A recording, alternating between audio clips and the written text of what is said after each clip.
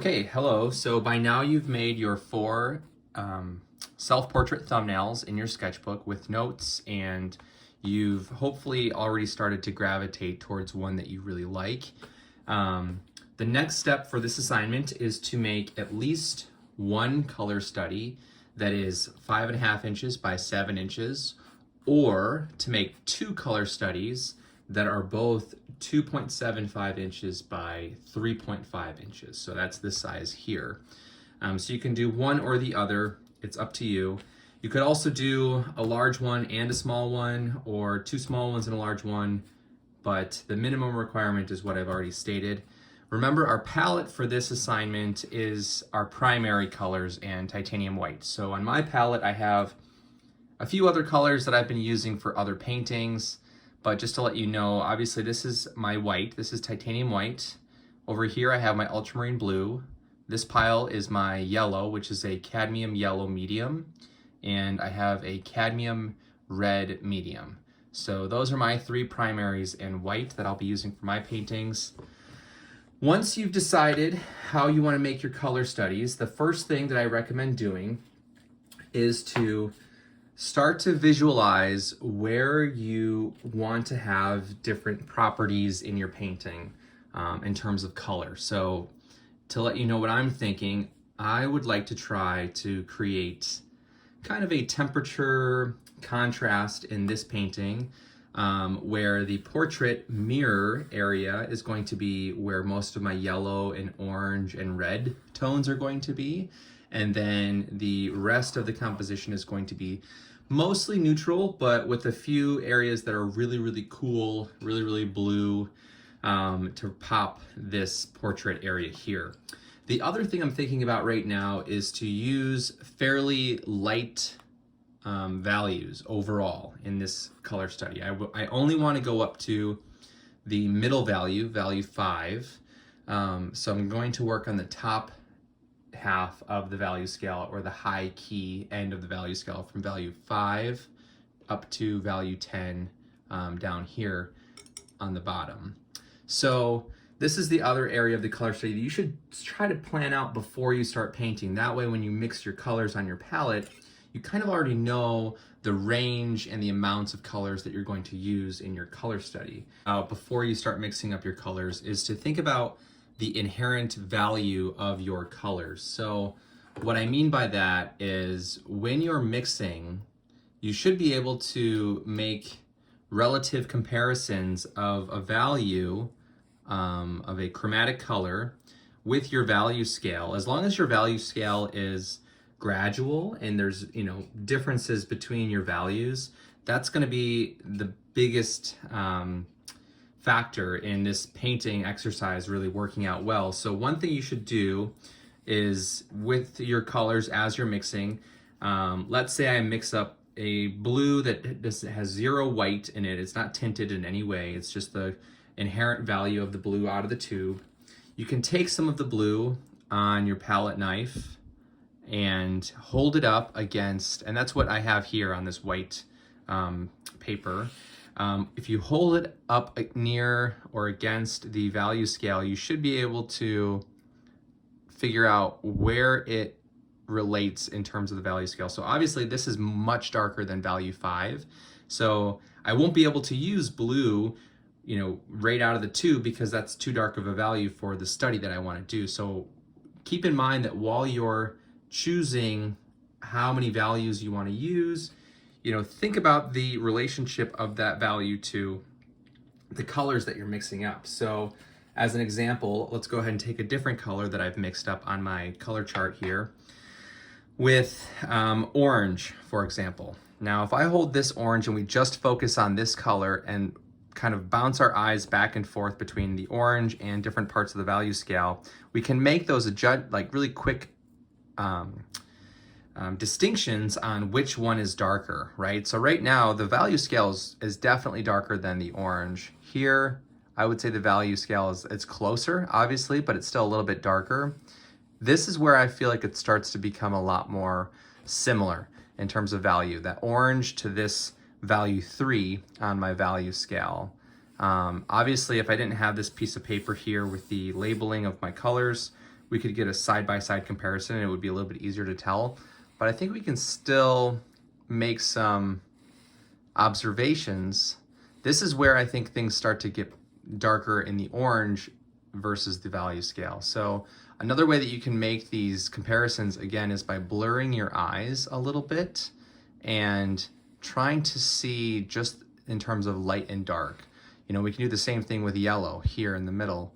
If I look at yellow compared to the gray value that's on top of it, the yellow is much brighter. It's still brighter here.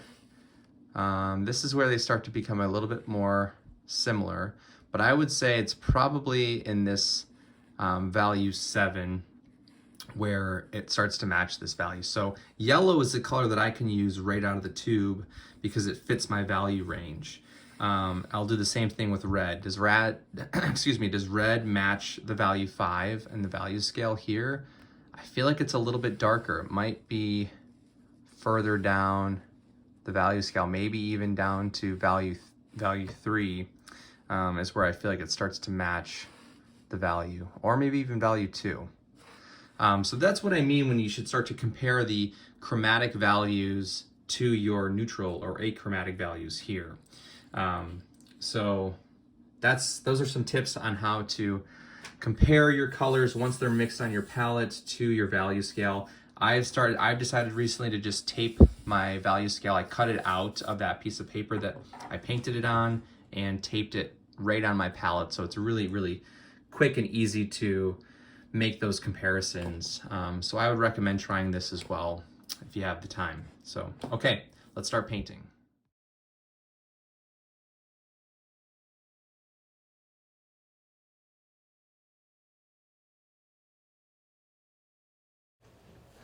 So while I was mixing up my colors for this first study, I would mix up a pile of paint, and with my palette knife, I would hover over my value scale and try to see where along the value scale the color would start to lose its edge against the value of my achromatic value scale.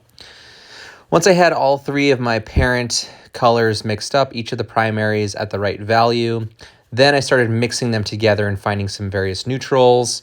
I put the cooler tones into the background first and started working on the mirror space with my warmer color palette. And I found that the relationship was working out really well fairly quickly once things were filled in. After the first color study, then I went in and sketched out my same design in one of the quarter size thumbnails.